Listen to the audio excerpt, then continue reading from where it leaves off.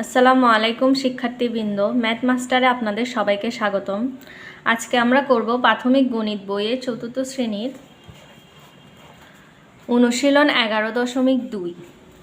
অনুশীলন 11.2 করানোর জন্য আমাদেরকে কতগুলো সময়ের একক সম্পর্কে জানতে হবে। সময়ের একক, এখানে সময়ের একক সমূহ আছে 134 নং পৃষ্ঠায়। 134 নং পৃষ্ঠায় সময়ের একক সমূহ দেওয়া আছে। 1 বছর সমান 12 মাস, আমরা জানি 1 বছর সমান 12 মাস। 1 মাস সমান 4 সপ্তাহ, অথবা 4 সপ্তাহ এবং 2 অথবা 3 দিন। 1 সপ্তাহ সমান 7 দিন, 1 দিন সমান 24 ঘন্টা, 1 ঘন্টা সমান 60 মিনিট, 1 মিনিট সমান 60 সেকেন্ড। এগুলো মনে রাখতে হবে। এগুলো মনে রাখলে আমরা 11.2 এর অঙ্কগুলো করতে পারবো। তারপর প্রথম প্রশ্ন হচ্ছে সেকেন্ডে প্রকাশ করো। কি বলছে? সেকেন্ডে প্রকাশ করো।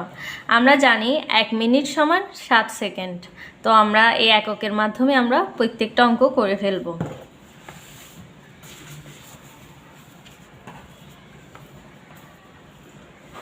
দুই মিনিট সমান কত? আমরা জানি 1 মিনিট সমান 60 সেকেন্ড। তাহলে 2 মিনিট সমান 60কে যদি আমরা 2 দিয়ে গুণ দিই, তাহলে 0 0 2 0, 6 দুগুণে 12, কত? 120 সেকেন্ড। 4 মিনিট সমান কত?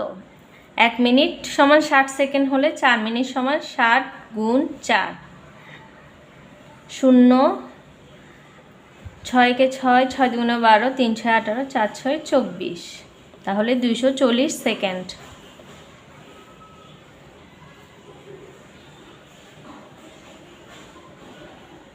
তারপর 12 মিনিট, 1 মিনিট সমান 60 সেকেন্ড, তাহলে 12 মিনিট সমান 0 2 0, 6 দুগুণে 12, 0 1 0, 6 1 6, 0 2, 6 আর 1 7, 720 সেকেন্ড। 10 মিনিট সমান 10 গুণ 60, 0 0 0 0, 1 0 0 গুণ 0 0 0, 6 1 6, 6, 600 সেকেন্ড।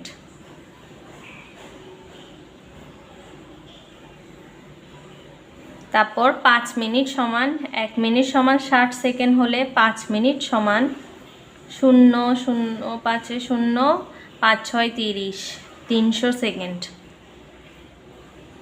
300 সেকেন্ড। 20 মিনিট সমান 60 গুণ 20, 0 0 0, 6 0 0, 0 0 0, 6 দুগুণে 12, 0 0 2 1, 1200 সেকেন্ড।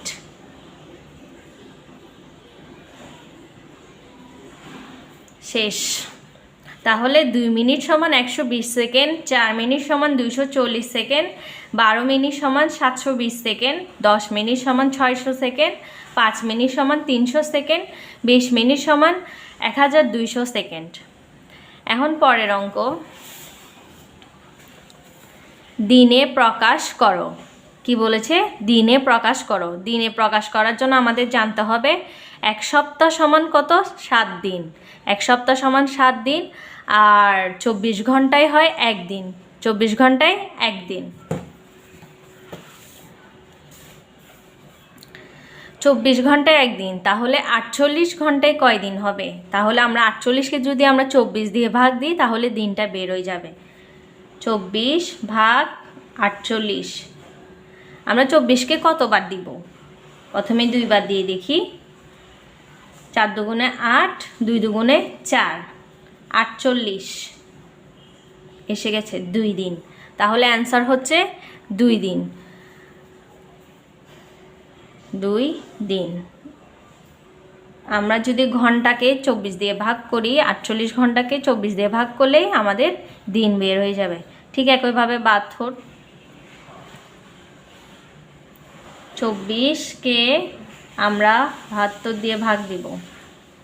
আমরা একটু 24কে 4 দিয়ে দিই না 3 দিয়ে দিব।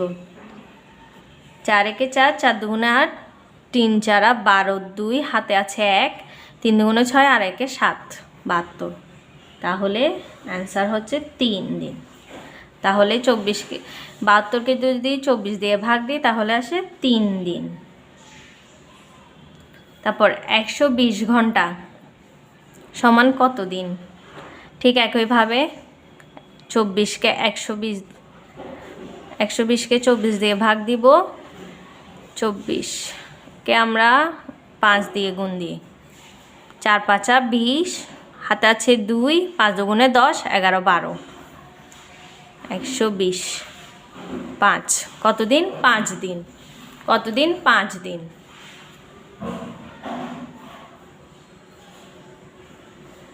দুই সপ্তাহ, আমরা জানি 1 সপ্তাহ সমান 7 দিন, তাহলে 2 সপ্তাহ সমান 7কে যদি আমরা 2 দিয়ে গুণ দিই, 7 দুগুণে 14, 14 দিন। কত দিন? 14 দিন। 3 সপ্তাহ সমান 7কে 3 দিয়ে গুণ দেব, 3 7 21, 21 দিন। 4 সপ্তাহ সমান 7কে আমরা 4 দিয়ে গুণ দিব, 4 7 28, 28 দিন। দিনে প্রকাশ করার জন্য দুইটা জিনিস মনে রাখতে হবে, একটা হচ্ছে 24 ঘন্টায় 1 দিন, আরেকটা হচ্ছে 7 দিনে 1 সপ্তাহ। এখন আমরা করব একত্রে যোগ করো এবং এদেরকে ঘন্টা ও মিনিটে রূপান্তর করো। এখানে দেওয়া আছে 50 মিনিট যোগ 30 মিনিট। 50 মিনিটকে 30 মিনিট যারা যোগ করলে হয় 80 মিনিট। 80 মিনিটকে আমরা ঘন্টায় প্রকাশ করব। 60 মিনিটে 1 ঘন্টা আর বাকি থাকে কত? 20 মিনিট। তাহলে 1 ঘন্টা 20 মিনিট। ঠিক একইভাবে 35 মিনিট যোগ 35 মিনিট। 35 5 5 0, 5 5 0, 10 0, হাতে আছে 1, 3 আর 3 6 আর 1 7, 70 মিনিট। 70 মিনিটকে আমরা এখন ঘন্টা ও মিনিটে প্রকাশ করব। ঘন্টা ও মিনিটে প্রকাশ করার জন্য এখানে আমরা 70 লিখব। 70কে 60 ধারা ভাগ দিব। 60 মিনিটে 1 ঘন্টা, তাই 60 ধারা ভাগ দিব। 60 একে 60, আর থাকে 0, 7 থেকে 6 গেলে 1। এটা হচ্ছে ঘন্টা, আর যেটা ভাগশেষ বের হবে সেটা হবে কি? মিনিট। তাহলে 1 ঘন্টা 10 মিনিট। অ্যান্সার কি? 1 ঘন্টা 10 মিনিট। 1 ঘন্টা 10 মিনিট। তারপর 60 মিনিট যোগ 80 মিনিট। 60 যোগ 80, 0 6 8 9 10 11 12 13 14, 140 মিনিট। 140 মিনিট।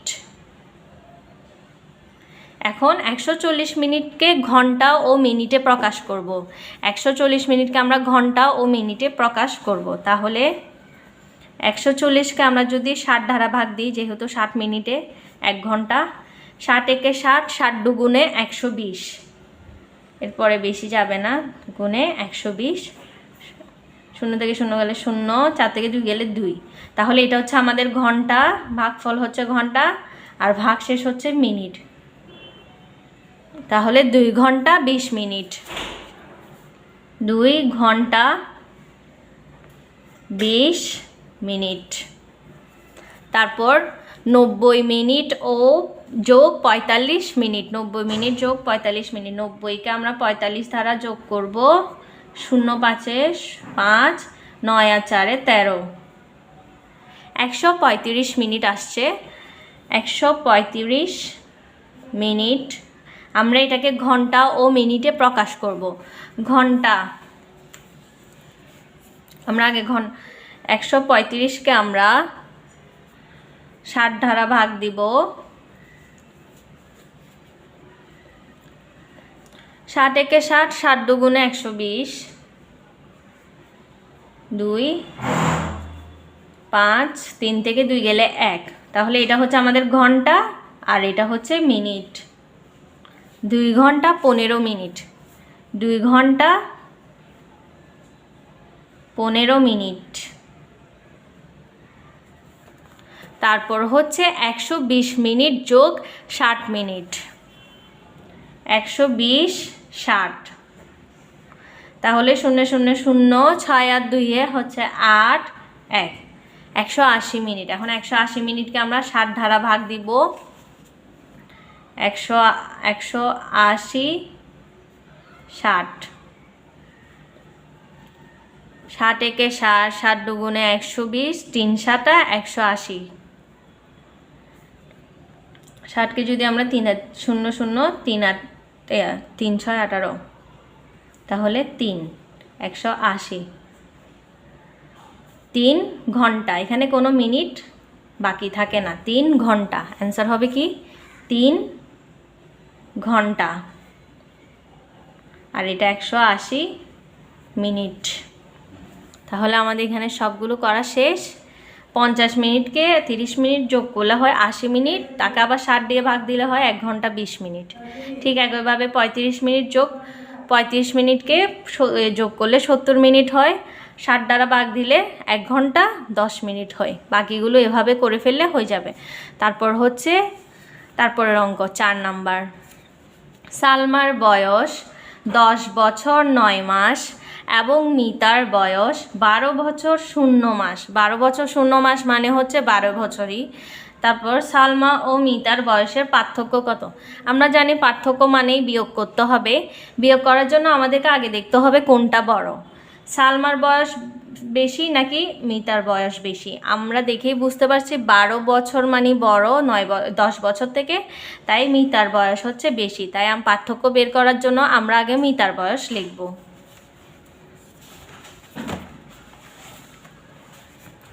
তাহলে লিখব মিতার বয়স 10 বছর 12 বছর 0 মাস আর সালমার বয়স হচ্ছে 10 বছর 9 মাস। এখন আমরা পার্থক্য বের করব। এখন 10 বছর 0 মাসকে তো আর 9 মাস দ্বারা যাওয়া যাবে না, তাই আমরা 1 বছর ধার নিব। 12 থেকে 1 বছর ধার নিলে 1 বছর সমান কত মাস? 12 মাস। এটা সাধারণ বিয়োগের মতো না, একটু অন্যরকম। 12 মাস। এখন 12 থেকে 9 বিয়োগ দিব। 12 থেকে 9 গেলে কত? 9 10 11 12, 3 মাস। তারপর এখানে 1 বছর আমরা ওকে দিয়ে ফেলেছি, তাই এখানে থাকে 11 বছর। আর 11 থেকে 10 বছর গেলে হয় 1 বছর। তাহলে পার্থক্য হচ্ছে 1 বছর 3 মাস। এরপরের অঙ্ক, মাসুদা বেগমের 3 মাস 3 সপ্তাহ 6 দিনের ছুটি পাওনা রয়েছে। মানে ওকে ছুটি দেওয়া হয়েছে, মাসুদা বেগমকে ছুটি দেওয়া হয়েছে 3 মাস 3 সপ্তাহ 6 দিন। তারপর তিনি 2 মাস 3 সপ্তাহ 3 দিনের ছুটি নিলেন। তিনি 2 মাস 3 সপ্তাহ 3 দিনের ছুটি নিলেন। মাসুদা বেগমের আরও কত দিনের ছুটি নিতে পারবেন? উনিকে ছুটি দিয়েছে 3 মাস 3 সপ্তাহ 6 দিন, আর 2 মাস যেহেতু ছুটি নিছে, তাই আরও কতগুলো ছুটি বাকি আছে সেগুলো আমরা বের করব। এখানে বলে দেওয়া হয়েছে 1 মাস সমান 30 দিন ধরতে হবে। 1 মাস সমান 30 দিন।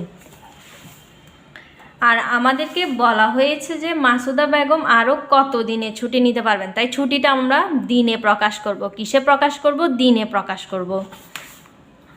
তাহলে আমরা লিখব প্রথমে মাসুদা বেগমের ছুটি পাওনা রয়েছে 3 মাস 3 সপ্তাহ 6 দিন। আমরা এই তিনোটাকে মাসকে দিনে প্রকাশ করব, সপ্তাহকে দিনে প্রকাশ করব, দিন তো আছেই। তাহলে 3 মাস, 1 মাস সমান কত? 30 দিন। 3 গুণ 30 দিন লিখব, যোগ 3 সপ্তাহ, 1 সপ্তাহ সমান 7 দিন। তাহলে 3 সপ্তাহ 3 গুণ 7 দিন লিখব, যোগ 6 দিন। দিন যেহেতু দিনে থাকবে।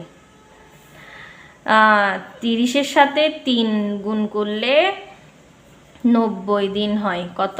90 দিন। আর 3 7 21, 21 দিন যোগ 6 দিন, 6 দিন। তাহলে আসবে 90 এর সাথে আমরা প্রথমে 21-এর সাথে 6 যোগ করে ফেলি। 21-এর সাথে 6 যোগ করলে হয় 27 দিন। 90 এর সাথে আমরা 27 দিন যোগ করব। 0 7 7 9 আর 2 11, 117 দিন। 117 দিন তিনি তার ছুটি পাওনা রয়েছে। এখন মাসুদা বেগম ছুটি নিলেন 2 মাস 3 সপ্তাহ 3 দিন। এটা আমরা দিনে প্রকাশ করব। 1 মাস সমান 30 দিন, 2 মাস সমান 2 গুণ 30 দিন যোগ 1 সপ্তাহ সমান 7 দিন, 3 সপ্তাহ সমান 3 গুণ 7 দিন যোগ 3 দিন। 30-কে 2 দ্বারা গুণ করলে হয় 60 দিন যোগ 3 7 21 দিন যোগ 3। 21 আর 3 যোগ করলে হয় 22 23 24। 24-এর সাথে আমরা 60 যোগ করব। 4 6 আর 2 হয় 8, 84 দিন। কত? 84 দিন ছুটি নিছে। তাহলে 117 দিন ছুটি দেওয়ার কথা ছিল, তিনি 84 দিন ছুটি নিছে। তাহলে আরও কতগুলো ছুটি বাকি আছে? তাহলে মাসুদা বেগম আরও ছুটি নিতে পারবেন। ছুটি পাওনা রয়েছিল আমাদের 117 দিন, নিয়েছে 84 দিন। তাহলে আরও ছুটি নিতে পারবেন 117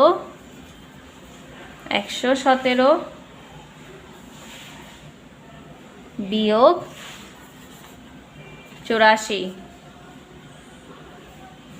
দিন। এটা যেহেতু দিনে বের করতে বলছে, 117 বিয়োগ 84, 7 থেকে 4 গেলে হয় 3, 11 থেকে 8 গেলে হয় 9 10 11, 3 33 দিন। তাহলে তিনি আরও 33 দিন ছুটি নিতে পারবেন। আপনাদের যদি ভিডিওটা ভালো লেগে থাকে তাহলে একটা সাবস্ক্রাইব করে দিয়ে যাবেন, আর ভিডিওটা যদি সুন্দর হয় একটা লাইকে বাটনে ক্লিক করে যাবেন। আমাদের পাশে থাকার জন্য ধন্যবাদ। ভিডিওটি শেষ পর্যন্ত দেখার জন্য।